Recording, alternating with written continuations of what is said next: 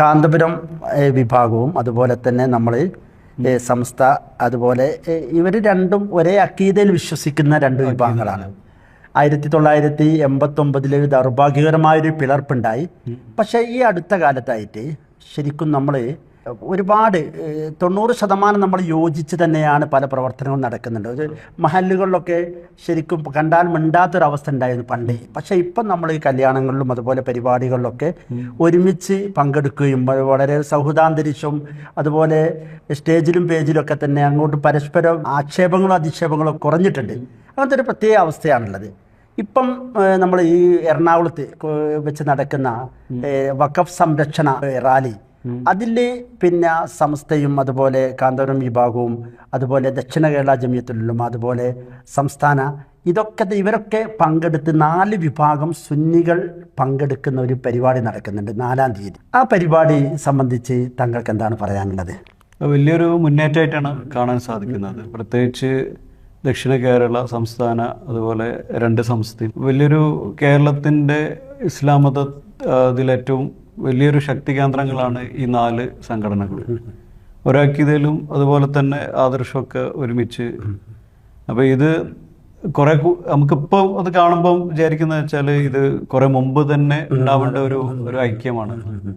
തീർച്ചയായിട്ടും എന്ന് വെച്ചാൽ നമ്മൾ തമ്മിൽ തന്നെ എല്ലാവരും നല്ല സൗഹാർദ്ദ അന്തരീക്ഷത്തിൽ മുന്നോട്ട് പോയി കഴിഞ്ഞാൽ കുറേ ആത്മീയമായിട്ടും മറ്റുമൊക്കെ ആയിട്ട് വലിയ മാറ്റങ്ങൾ, മുന്നേറ്റങ്ങൾ ഇനിയും അടുത്ത തലമുറകളായിട്ട് മുന്നോട്ട് കൊണ്ടുപോകാൻ സാധിക്കും. ഇതുപോലെയുള്ള സന്ദേശങ്ങളാണ് നമ്മുടെ കേരളം പോലെയുള്ള സംസ്ഥാനങ്ങൾ ആഗ്രഹിക്കുന്നത്. മുഹമ്മദ് അലി ശിഹാബ് തങ്ങളെയും അതുപോലെ തന്നെ ഷംസുലുലമയൊക്കെ കാലത്ത് തന്നെ ഈ ഐക്യത്തിന് വേണ്ടി പല ശ്രമങ്ങളും നടന്നതാണല്ലോ.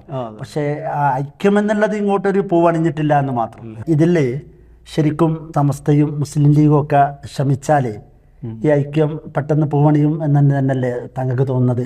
ഈ സംഘടനകൾ അതുപോലെ തന്നെ ഈ വിവിധ തരത്തിൽ ചിന്താഗതി ആദർശമുള്ള ആൾക്കാർ ഇവരെല്ലാവരും റെപ്രസെൻ്റ് ചെയ്യുന്നത് ഇസ്ലാമിനെയാണ്. ഈ ദീനീപരമായിട്ട് ചിന്തിക്കുന്ന എല്ലാ ആളുകളെയും കൂട്ടിപ്പിടിച്ച് ഒരുമിച്ച് പോയാൽ നമ്മുടെ നാട്ടിൽ ഐക്യത്തിനും എല്ലാത്തിനും വളരെ എല്ലാ നിലക്കും നമ്മുടെ പിറകോട്ട് പോയിക്കൊണ്ടിരിക്കുന്ന അവസ്ഥകൾ, സർക്കാർ തലത്തിലുള്ള സംഭവങ്ങൾ, അതുപോലെ തന്നെ നമ്മുടെ വിദ്യാഭ്യാസപരമായിട്ട് അതുപോലെ തന്നെ ജോലിപരമായിട്ടൊക്കെ നമുക്ക് മുന്നേറ്റങ്ങൾ ഉണ്ടാക്കാൻ ഇങ്ങനെയുള്ള സൗഹാർദ്ദങ്ങൾ സാധിക്കും.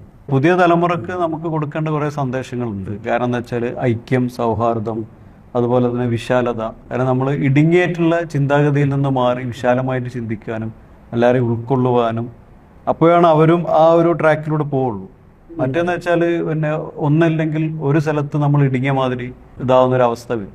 തങ്ങൾ പൊതുവെ ഈ കാന്തപുരം വിഭാഗമൊക്കെ ആയിട്ട് നേതാക്കന്മാരൊക്കെ ആയിട്ടുള്ള എങ്ങനെ വ്യക്തിബന്ധം എങ്ങനെയാണ്? ഞാൻ എന്താണെന്നറിയില്ല, നമ്മൾ ഒരിക്കലും ചിന്തിക്കാത്ത തരത്തിൽ ഒരു 10-12 വർഷമായിട്ട് വളരെ ചെറിയ അവസരങ്ങളാണ് ലഭിച്ചിട്ടുള്ളത്. കാന്തപുരം ഉസ്താദ് അദ്ദേഹത്തിന് നല്ല ഓർമ്മയുള്ള ആളാണ്. ആരോഗ്യപരമായിട്ടൊക്കെ നല്ല, ഇപ്പോഴും അദ്ദേഹത്തിന് അല്ലാഹു ആഫിയത്തും ദീർഘായുസ്സും അല്ലാഹു നൽകട്ടെ. അദ്ദേഹം എപ്പോ കാണുമ്പോഴും കാര്യമായിട്ട് പറയുന്നത് നമുക്ക് ഒരുമിച്ചിരിക്കണം ഈ കാര്യങ്ങളാണ്. അപ്പം പലതവണ അങ്ങോട്ട് ക്ഷണിച്ചിട്ടുണ്ട്. അദ്ദേഹം പാണക്കാട് കുടുംബത്തിലുള്ള ഓരോ ആളുകളെ കാണുമ്പോഴും അദ്ദേഹം വളരെ ആത്മാർത്ഥമായിട്ട് ക്ഷണിക്കാറുണ്ട്. അപ്പൊ അവരുടെ ഭാഗത്തുനിന്ന് എല്ലാ തരത്തിലും ഇതുമുണ്ട്.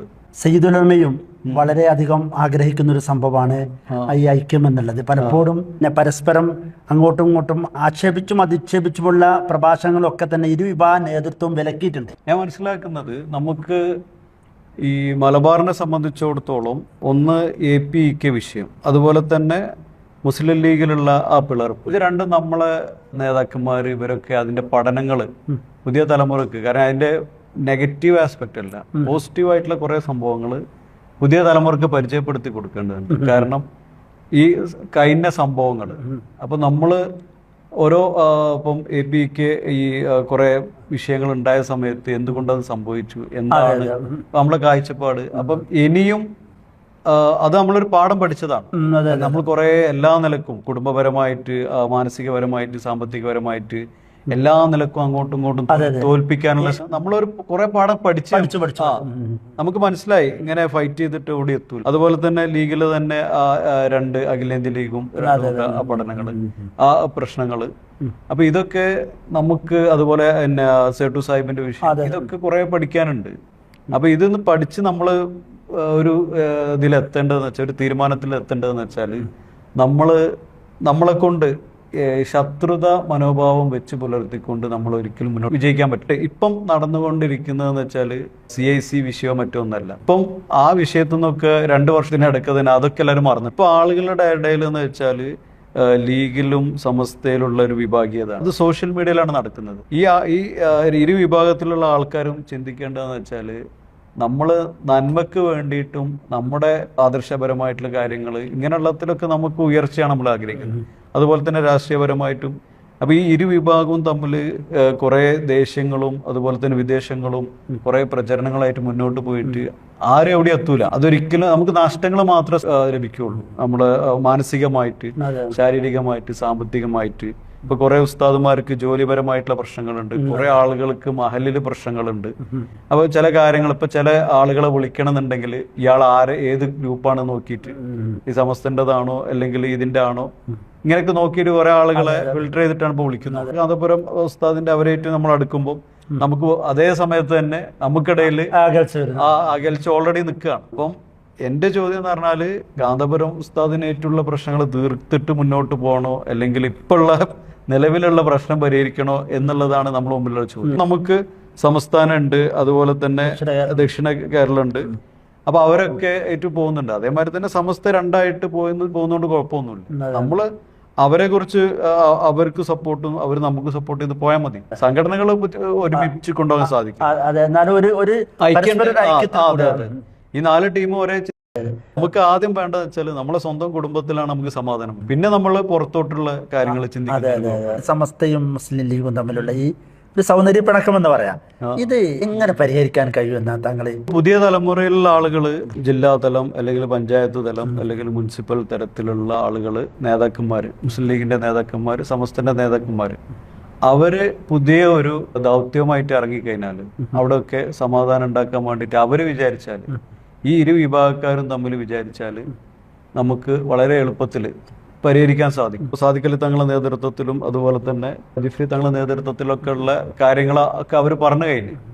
പ്രശ്നങ്ങളും കാര്യങ്ങളൊക്കെ വളരെ അവർ സൗഹാർദ്ദപരമായിട്ട് പോകണമെന്നാണ് അവർ ആഗ്രഹിക്കുന്നത്. പക്ഷെ ഇത് താഴെ തട്ടിൽ നേരെ ഉൾട്ടായിട്ടാണ് ഉള്ളത്. ഉൾട്ടായിട്ടുള്ള സംഭവം എന്താക്കണമെന്നുണ്ടെങ്കിൽ, ഈ ജിഫ്രി തങ്ങളും സാദിഖലി തങ്ങളും എടുക്കുന്ന അതേ ഒരു വികാരത്തോട് കൂടിയിട്ട് താഴെ തട്ടിലുള്ള എല്ലാ സമസ്തന്റെയും ലീഗിന്റെയും ആളുകൾ അവൻ്റെതായിട്ടുള്ള മഹല്ലുകളിൽ, പഞ്ചായത്തുകളിൽ, വാർഡുകളിൽ ഉള്ള തീ അവര് തന്നെ ശ്രമിക്കണം. അവര് ശ്രമം ചെയ്ത് ആ ദൗത്യം എടുത്തു കഴിഞ്ഞാല് പിന്നെ അത് ഓടിയില്ല. പിന്നെ ആകെ സോഷ്യൽ മീഡിയയിൽ ഉണ്ടാവുള്ളൂ. താങ്കൾ പറഞ്ഞ ഈ സോഷ്യൽ മീഡിയയിലൊക്കെ വരുന്നവർ ശരിക്കും യഥാർത്ഥ ഐഡിയയിലല്ല, ഫേക്ക് ഐഡിയ ആണ്.